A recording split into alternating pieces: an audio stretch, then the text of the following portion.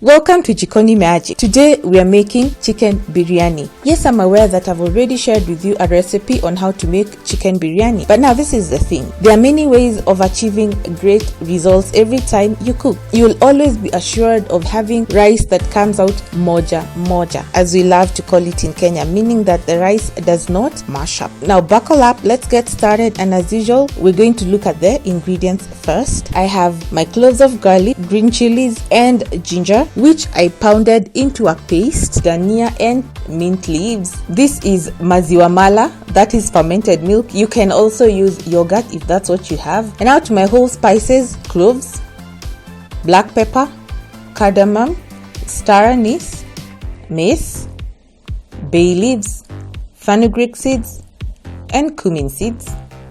I poured my whole spices into my coffee grinder. Just all of them, I dumped them in there. It's a very good coffee grinder, never let me down ever. And I added to that red chili powder, cinnamon powder, and turmeric powder. And so I proceeded to grind everything for about 20 seconds until it all broke down to the consistency that I wanted. And be careful not to open your coffee grinder as fast as I did, because that chili powder really flew up into my nose and not good. And so yeah, once it was all ground, I added it all to my chicken. This is a whole chicken, followed by coriander powder that I forgot to add while grinding the rest of the ingredients. And this was followed by the mint and the dania leaves that I just roughly chopped, and of course the maziwa mala, fermented milk, like I said.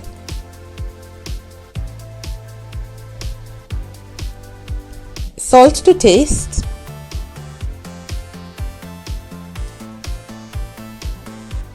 And some freshly squeezed lemon juice. Then I just got my hands in there, massaged, made sure that everything was well incorporated and that it was well distributed within the entire mixture.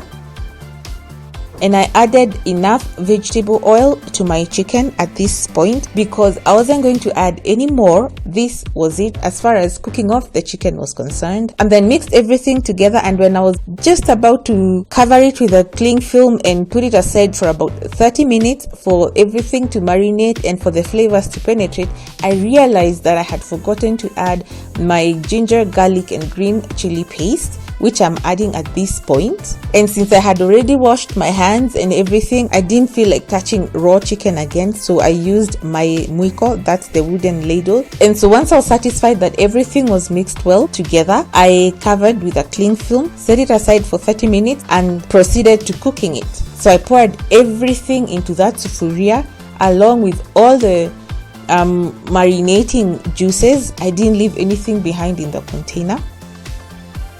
And then I covered and I left it to cook on high heat for about 20 minutes for this liquid to evaporate and thicken.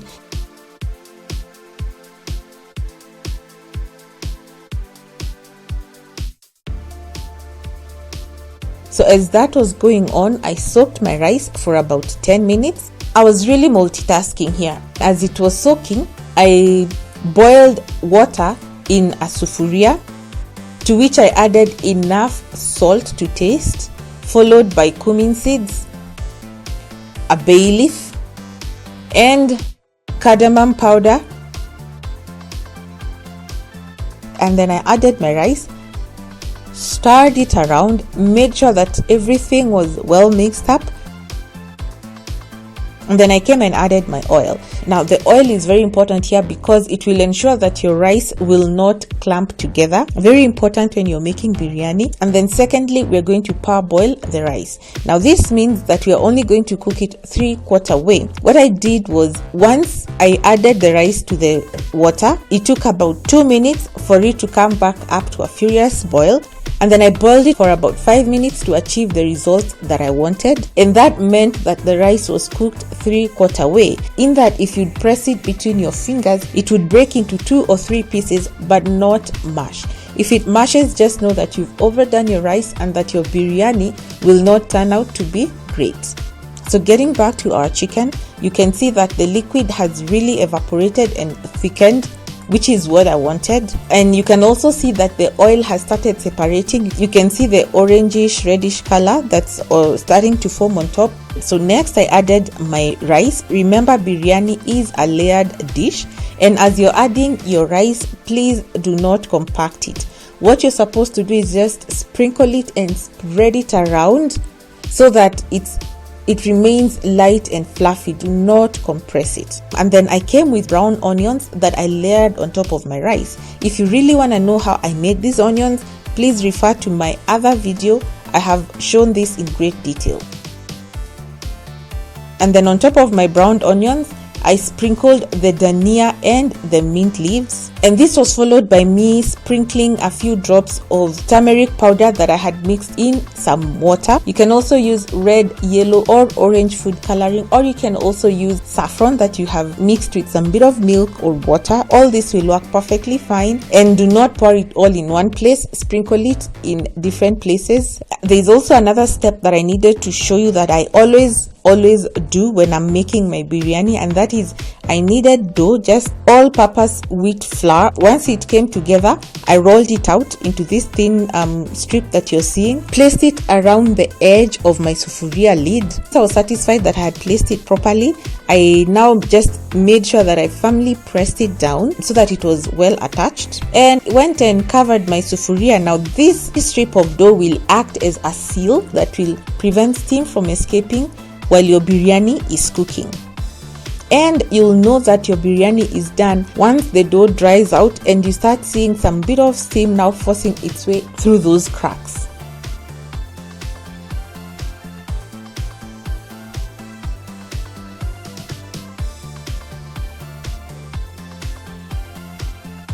Now another thing that I do differently is I use a chapati pan. To find out why I use a chapati pan, please go to my website jikonimagic.com and you'll find out why.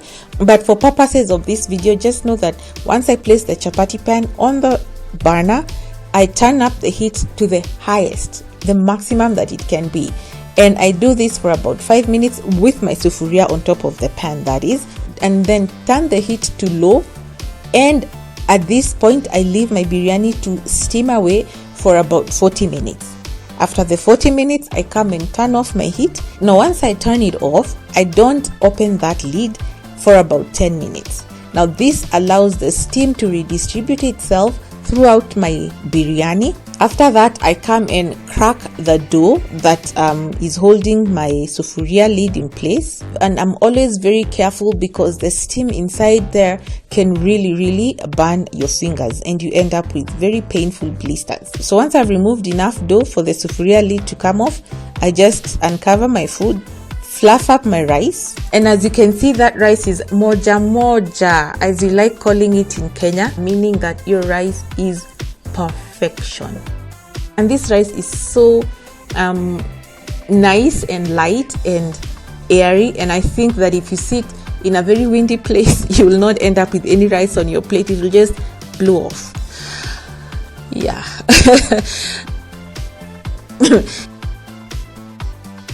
Here's one of the chicken pieces. As you can see, it did not burn. All what it did is it developed a very nice crust, which is also a mark of a well executed biryani dish.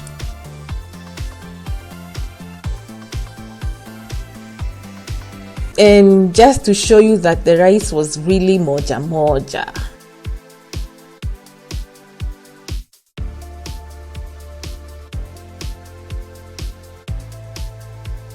And I also included this shot to just demonstrate how fantastic the chicken turned out.